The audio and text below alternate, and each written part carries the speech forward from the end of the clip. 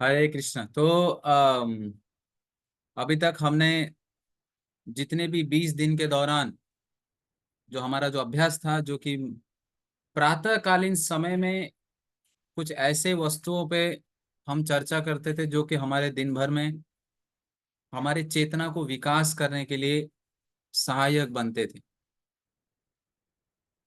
आज हम इस अंतिम पड़ाव में हैं जिसमें हमें कृतज्ञता अर्पण करना चाहिए, धन्यवाद अर्पण करना है उस व्यक्ति को जिनके वजह से हम इस हम सब इस स्थान पर हैं, हम सब इस भक्तों के संग का लाभ ले पा रहे हैं। और वो है अभय चरणारविंद भक्ति वेदांत स्वामी प्रभुपाद, अंतर्राष्ट्रीय कृष्ण भावनामृत संघ के संस्थापक आचार्य, जिन्होंने आज से 50 साल पहले 1965 में उस उस श्रीमद् भागवतम को अपने हृदय में धारण करते हुए पूरे विश्व भर में 10 साल के अंतराल में 108 मंदिर की स्थापना की।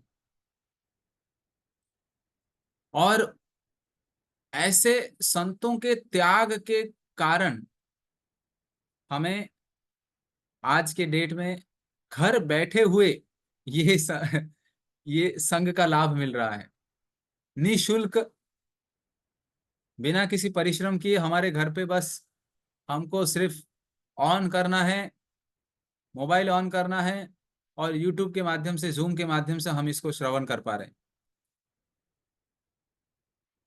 ऐसे संतों को हम मतलब जन्म जन्मांतर तक भी हम ऋण चुकाना चाहे तो भी चुका नहीं सकते।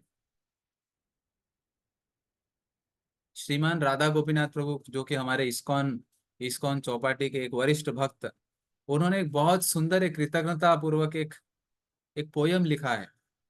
बहुत सुंदर है, आप सभी से विनती है, ध्यान से सुनिए। उन्होंने कहा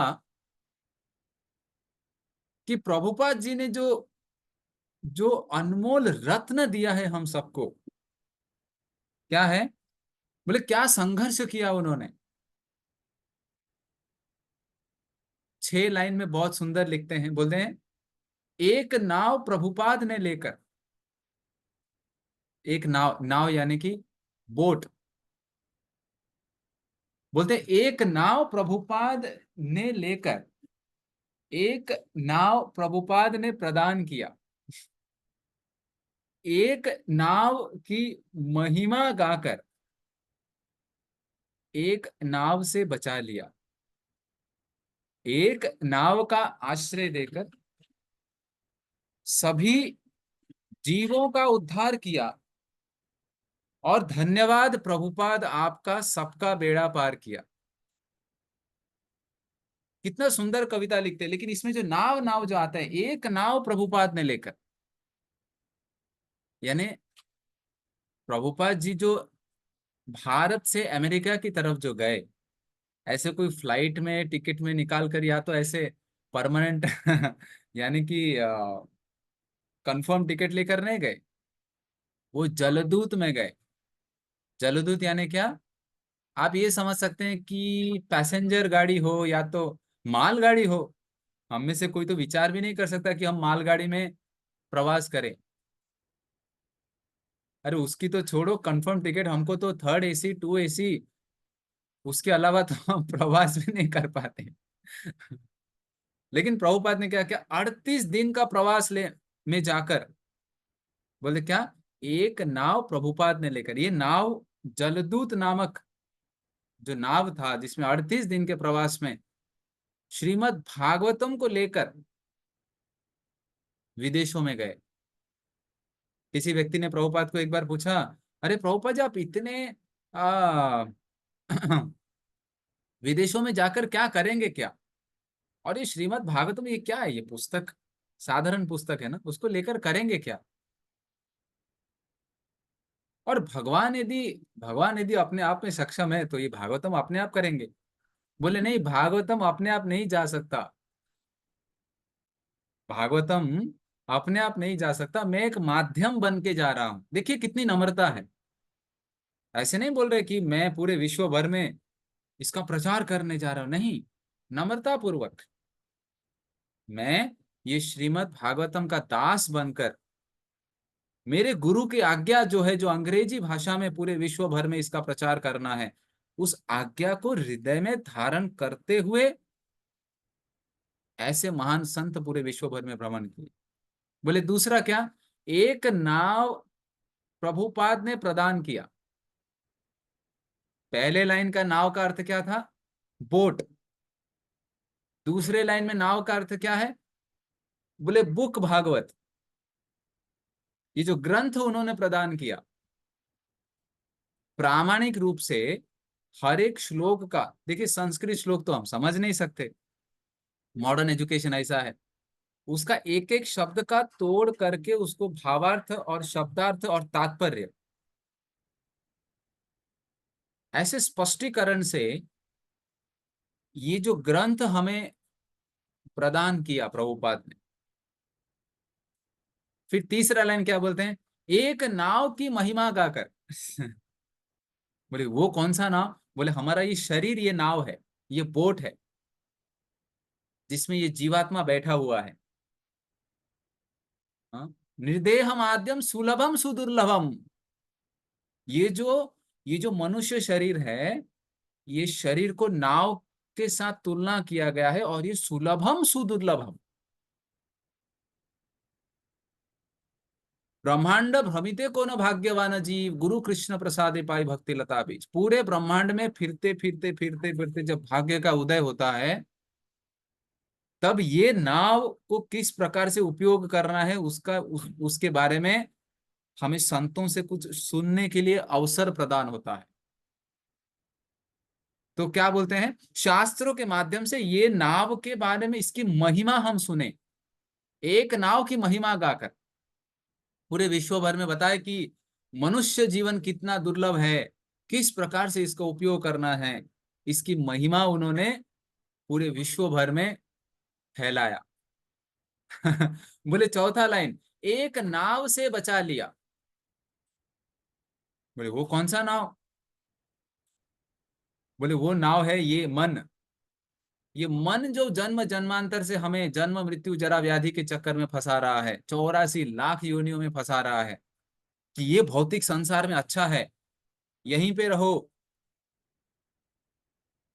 ये ये भौतिक संसार में ये वस्तु में आनंद मिलेगा, ये वस्तु में सुख मिलेगा, ये वस्तु में आप प्रसन्न हो पाओगे। ऐसे सुनते सुनते सिर्फ ये जन्म में नहीं, हम जो ये जन्म में कर रहे हैं, ऐसे अनंत जन्म से 84 लाख योनियों से भ्रमण करते हुए आ रहे हैं। और ध्यान से सुनिए, केवल 84 लाख योनि नहीं, 84 लाख योनियों के सेट के थ्रू गुजर चुके हैं, लेकिन फिर भी ये मन इतना हमें भ्रमित कर रहा है कि उस भगवान के चरणों का आश्रय लेना नहीं देता।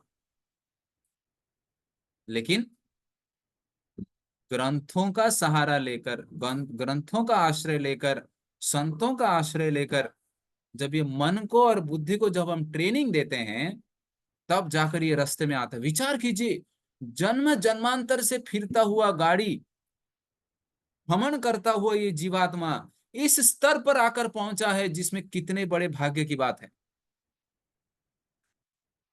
हम और आप जो यहाँ पर बैठ के चर्चा कर रहे हैं, ये कोई साधारण बात नहीं है। ये जन्म जन्मांतर से कितने जन्मों से थका मारा होने के पश्चात तब जाकर ये परिस्थिति में हम पहुंचे हैं, जिसमें हम कुछ सुन पा रहे हैं।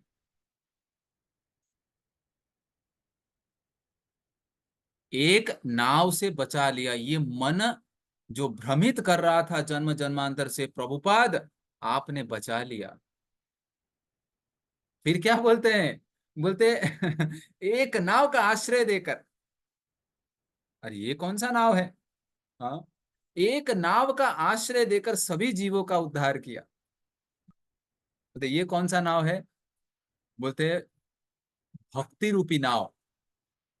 भगवान के चरणों को एक नाव के समान तुलना किया गया है, और वो भक्ति का जो नाव है, उस नाव के आश्रय जब कोई लेता है, और ये नाव क्या है, भक्ति के, नवदा भक्ति के अंग, श्रवणम कीर्तनम विष्णु स्मरणम पाद सेवनम अर्चनम वंदनम साख्यम दास्यम आत्म निवेदनम इति पुंसार्पिता विष्णु भक्तिश्चे नवलक्षण।